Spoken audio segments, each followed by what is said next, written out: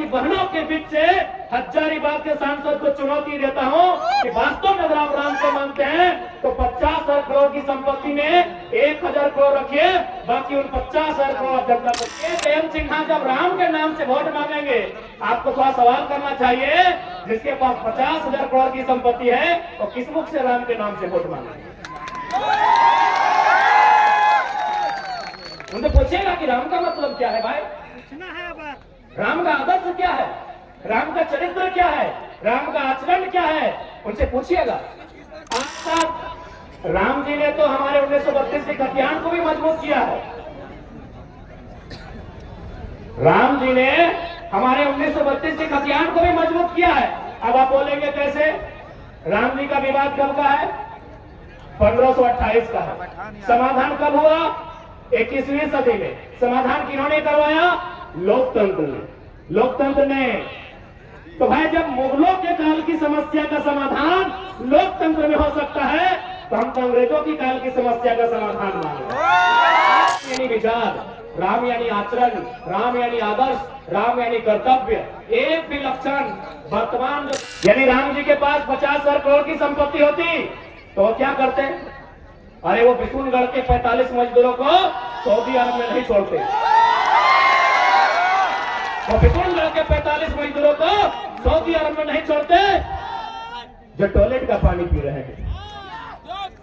जो हजारीबाग के सांसद हैं, उनका 62 कंपनियों में सीधा शेयर है विदेश में। हम तो कहेंगे राम के साथ भगत सिंह भी आए, डॉक्टर अम्बेडकर भी आए, एपीजे अब्दुल कलाम भी आए। राम का स्वागत है विचारों के रूप में, गांधी का भी स्वागत है विचारों के रूप में, कलाम का भी स्वागत है विचारों के रूप में, फिर शरीर के रूप में कोई नहीं आएंगे। ये प्रैक्टिकली आपको समझना। लड़ाई जीत चुके हैं, बस मतदान जब करेंगे तो पूरी लड़ाई जीत जाएंगे।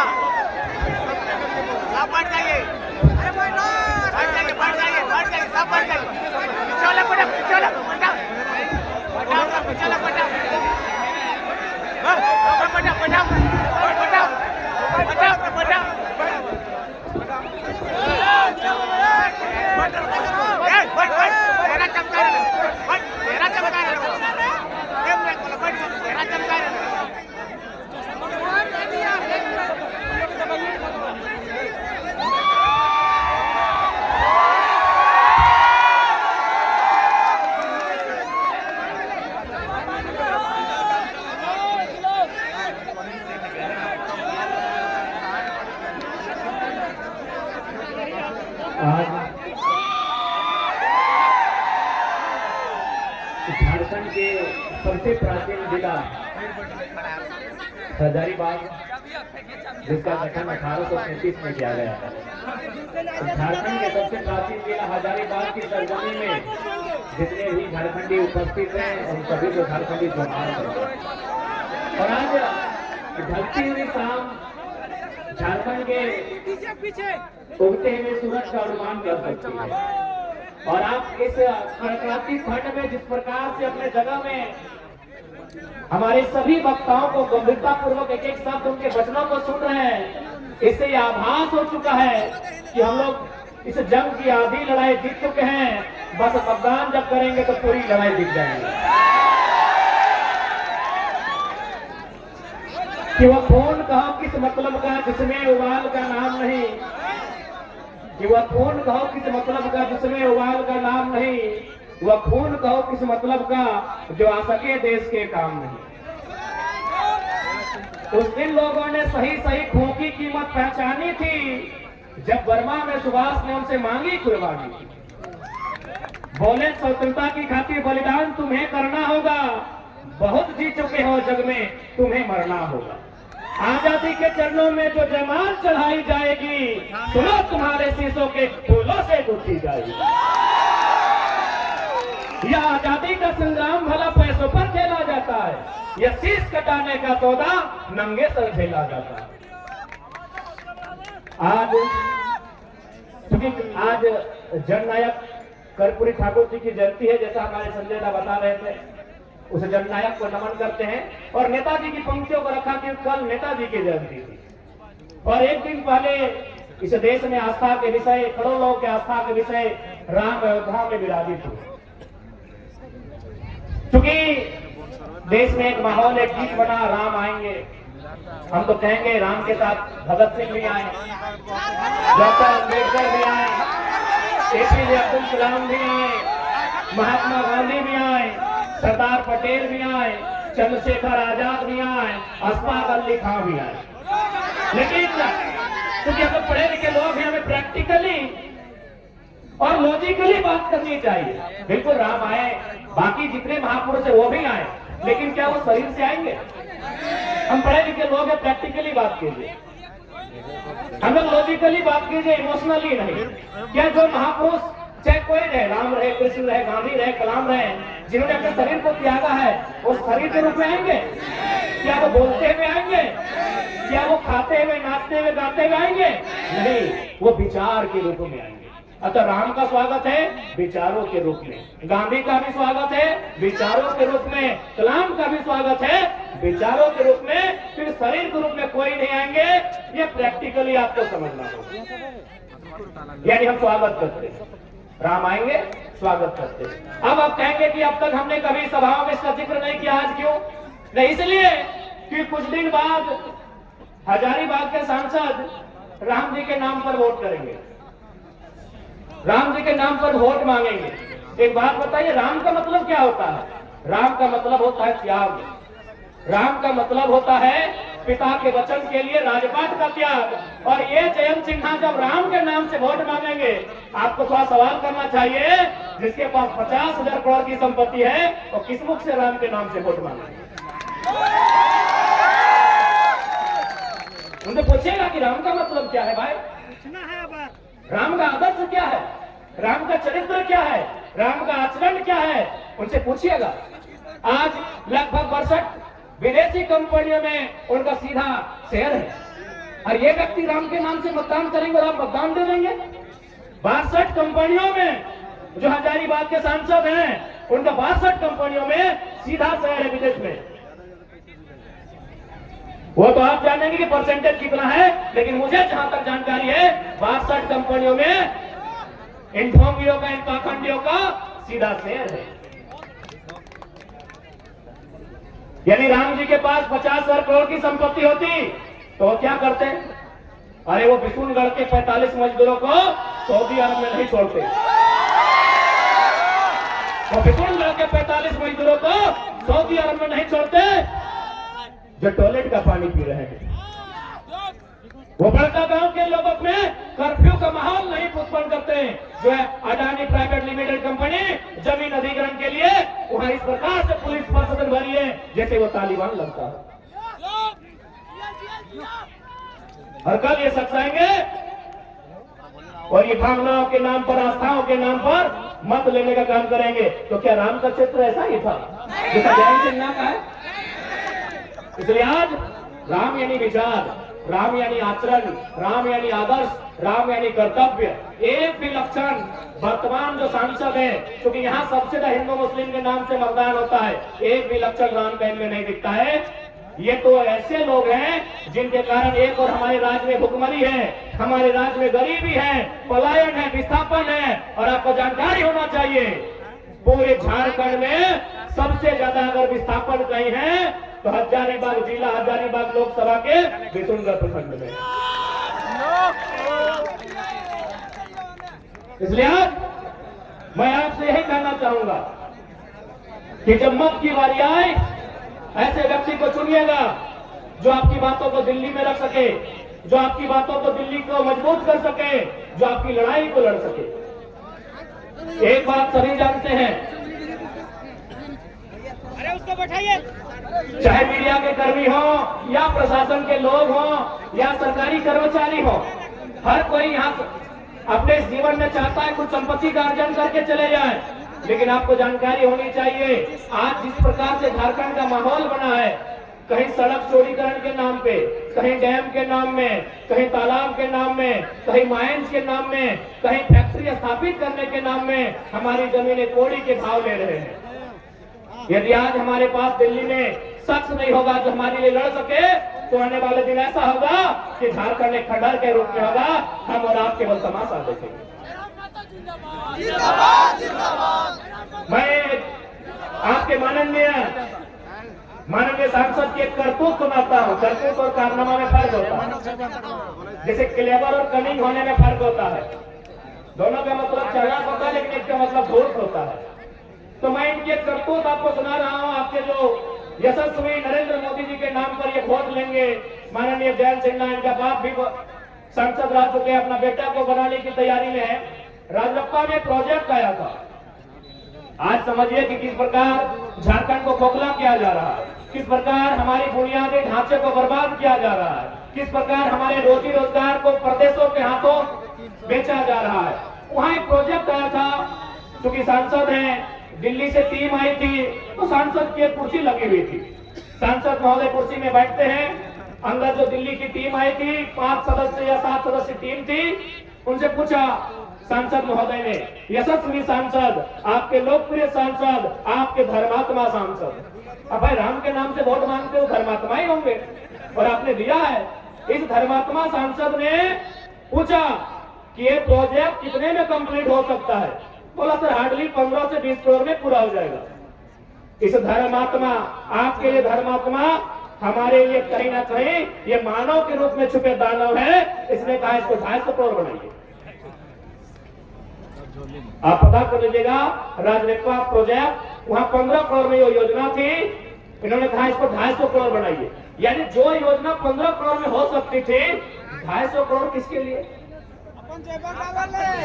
अपने लिए, अपनी पत्नी के लिए, अपनी साली के लिए, अपनी सरहद के लिए।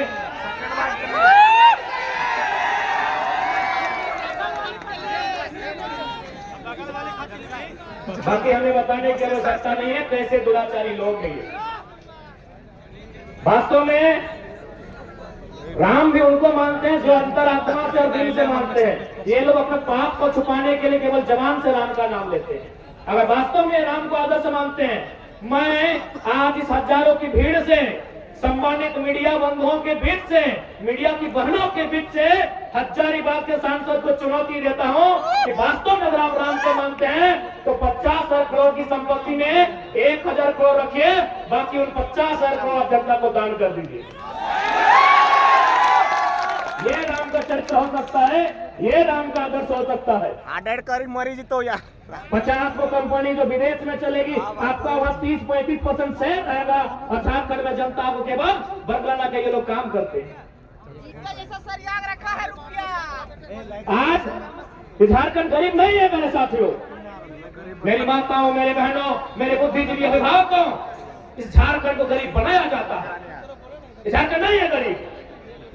इस राज को जानबूझ के ये लोग बर्बाद करने पर तुले हैं, और ये हमारा और आपका कर्तव्य बनता है कि इस राज की उन्नति कैसे हो, इस राज का हितार्थ कैसे हो, इस राज को बचाया कैसे जाए, और इस राज को अव्वल दर्जे का राज बनाया कैसे। क्योंकि अगर हम स्थानीयता के मुद्दे से आए थे, और यदि हम लोग स्थानीयता की बात नहीं करें तो शायद बेईमानी होगी। आज बहुत सारे लोग, और साथ साथ राम जी ने तो हमारे 1932 के खतियान को भी मजबूत किया है। राम जी ने हमारे 1932 के खतियान को भी मजबूत किया है। अब आप बोलेंगे कैसे? राम जी का विवाद कब का है? 1528 का है। समाधान कब हुआ? 21वीं सदी में। समाधान किन्होंने करवाया? लोकतंत्र ने। लोकतंत्र ने। तो भाई जब मुगलों के काल की समस्या का समाधान लोकतंत्र में हो सकता है, तो हम तो अंग्रेजों की काल की समस्या का समाधान मांग रहे हैं। हम तो अंग्रेजों की काल की समस्या का समाधान मांग रहे हैं। तो राम जी ने तो तमाम विस्थापितों को मजबूती दिया है, तमाम विस्थापितों को, जिनका जमीन 50 साल पहले टाटा ने लिया है, डीवीसी ने लिया है, वेदांता ने लिया है, CCL ने लिया है, BCCL ने लिया है, ECL ने लिया है, HEC ने लिया है, हिंडाल्को ने लिया है, मगध आम्रपाली NTPC ने लिया है, 50 साल पहले लिया है। जब राम जी की समस्या का समाधान 500 साल बाद यही लोकतंत्र का बुनियादी, यही लोकतंत्र का सर्वोच्च न्यायालय करता है, तो 50 साल पहले जो हमारा जमीन अधिग्रहण हुआ है विकास के नाम पे, जो आज खाली पड़ा है, जो टाटा के कब्जे में है, कहीं HEC के कब्जे में है, कहीं हिंडाल्को के कब्जे में है, कहीं NTPC कब्जे में है, तो क्या हमारा भी अधिकार नहीं बनता है कि लोकतंत्र उसका समाधान करे? बनता है कि नहीं बनता है भाई? हमारे भी बाप ने मात्र 50 साल पहले जमीन लिया है।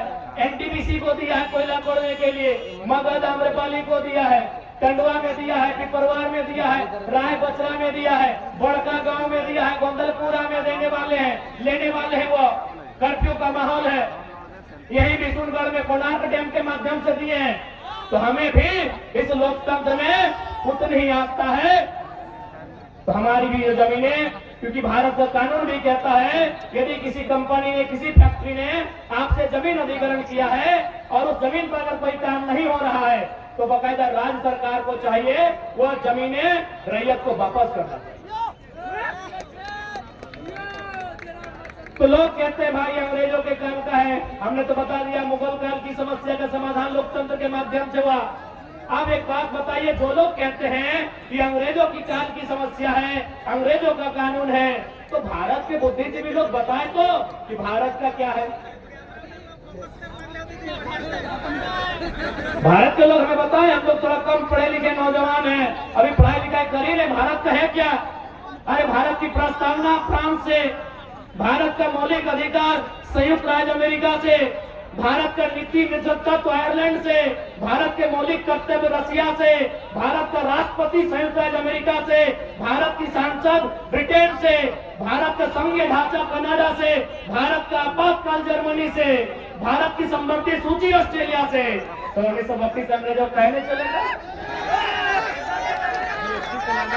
ये व्यवस्थाएं अंग्रेजों की, ये व्यवस्थाएं अंग्रेजों की। अच्छा एक बात बताइए, हजारीबाग में अभी डीसी है, डीसी मतलब समझते हैं हम लोग? Deputy collector. अच्छा एक बात बताइए, कलेक्टर का मतलब क्या होता है? कलेक्टर शब्द कहाँ से आया? कलेक्टर शब्द आया है कलेक्ट से। कलेक्ट मैंने क्या होता है? कलेक्ट करना, थोड़ा चीज इकट्ठा करना, जमा करना। तो भाई ये कलेक्टर लोग अंग्रेज के टाइम क्या करते थे?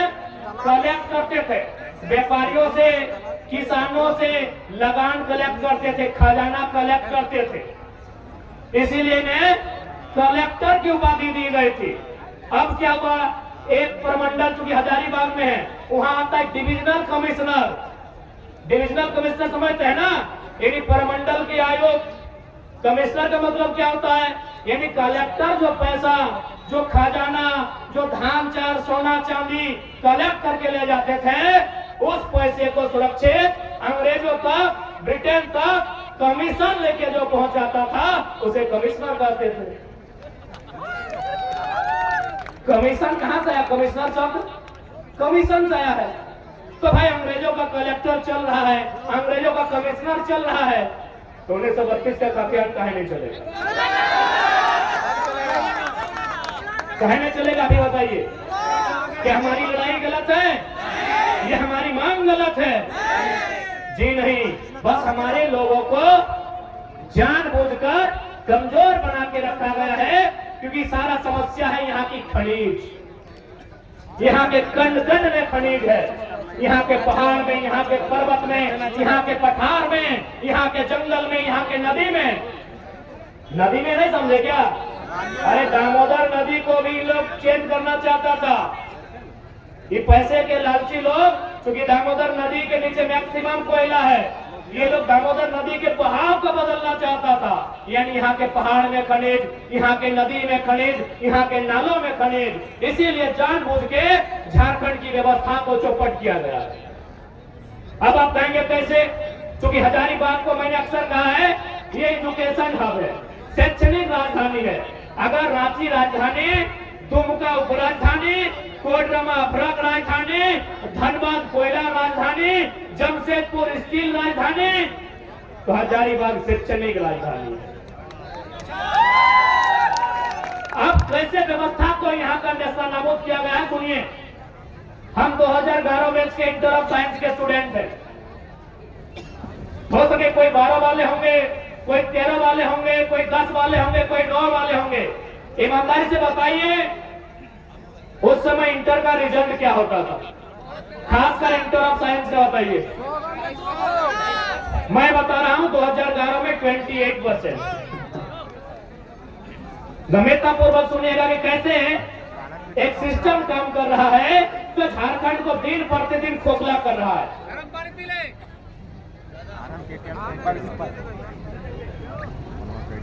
मात्र 28%।